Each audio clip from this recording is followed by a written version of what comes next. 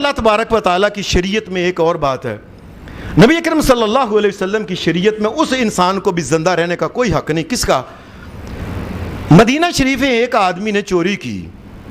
نبی اکرم صلی اللہ علیہ وسلم کا حکم کے مطابق قرآن مجید کہتا ہے وَالسَّارِقُ وَالسَّارِقَةُ فَاقْطَعُوا أَيْدِيَهُمَا جَزَاءً بِمَا کسب نکالا من اللہ نکالا من اللہ نکالا من اللہ.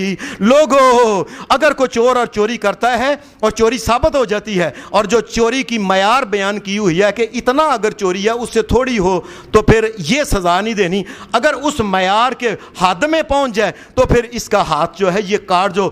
نکالا من اللہ یہ اللہ کا قانون ہے. اور لوگو اللہ کا قانون ہے, اللہ کا قانون ہے, تمہارے مالک اور خالق کا قانون ہے جس نے زمین اسمان کو پیدا کیا اور جو الہ ہے پوری کائنات کا.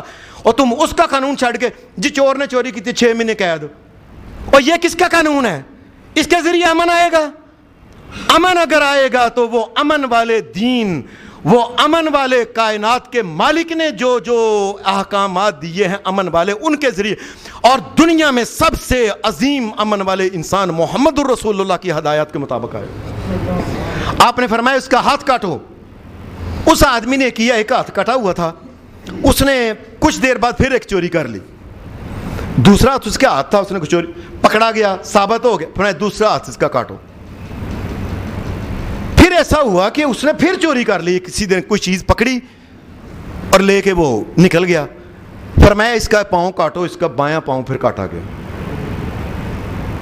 ایسا ہوا کہ بایاں پاؤں کاٹا گیا لیکن اس نے پھر کوئی موقع دے کے نا کوئی چیز تھی اس نے پھاڑ کے لے کے تو وہ پکڑا گیا. فرمایا اس کا دوسرا پاؤں بھی کاٹ دو, دوسرا پاؤں بھی کاٹ. اب شریعت اسلامی کیا کیا انسان کے لیے کرے.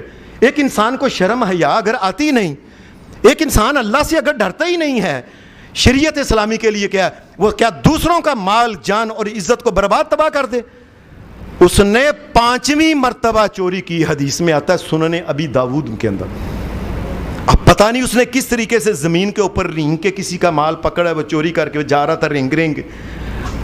اب حدیث میں اس کی تفصیل. اب 5ویں مرتبہ پکڑا گیا. رسول اللہ صلی اللہ علیہ وسلم نے فرمایا اس آدمی کا تو بالکل, ایک انسان ہوتا ہے, ایک ہاتھ کٹا گیا پھر ساری زندگی انسان کے لیے ایک لی لگ جاتی ہے, دوسرا بھی کٹ گیا, ایک پاؤں کٹ گیا, دوسرا اب کیا ہے؟ فرمایا اب اس کی گردن کاٹ دو, اب اس کو زندہ رہنے کا کوئی حق نہیں. یہ ذہنیت ہی مجرمانہ ہے, اور مجرمانہ جو ذہنیت ہے اس کا دنیا میں رہنے کا کوئی حق نہیں.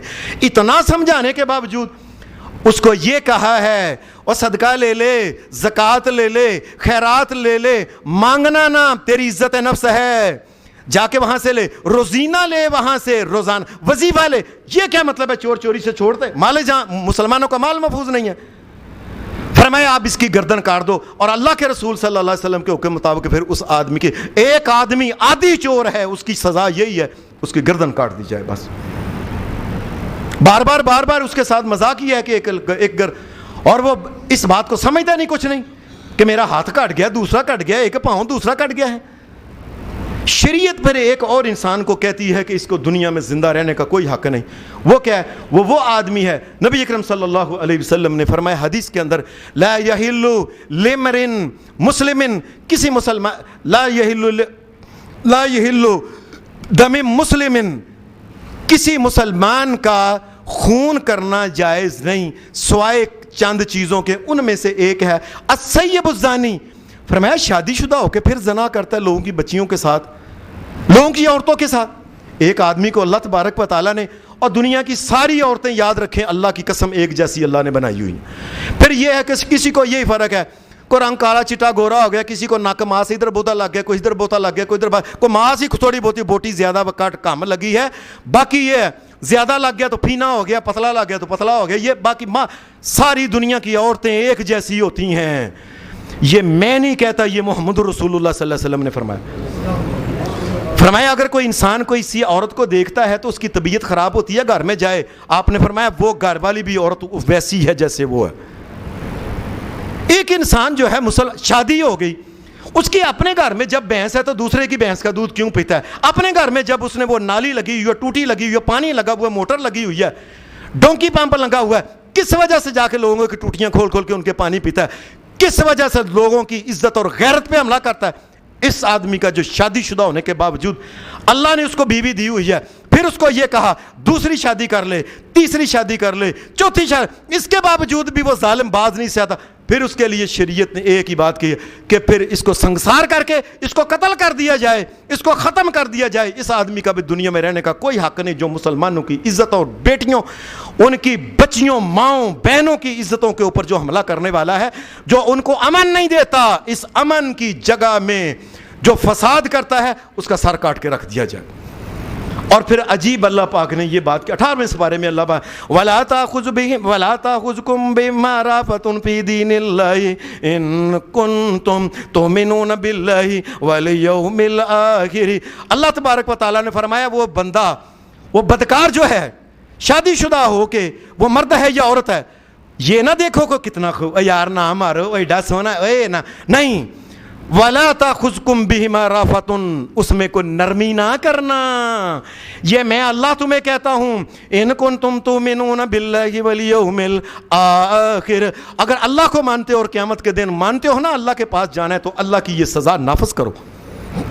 और आगे के जो अल्फाज, वला ताखुज़कुम बिहिमा राफ़तुन फी दीनिल्लाहि इन कुंतुम तुमिनून बिल्लाहि वल यौमिल आखिर वल यशहद अज़ाबहुमा ताइफ़तुम मिनल मुमिनीन।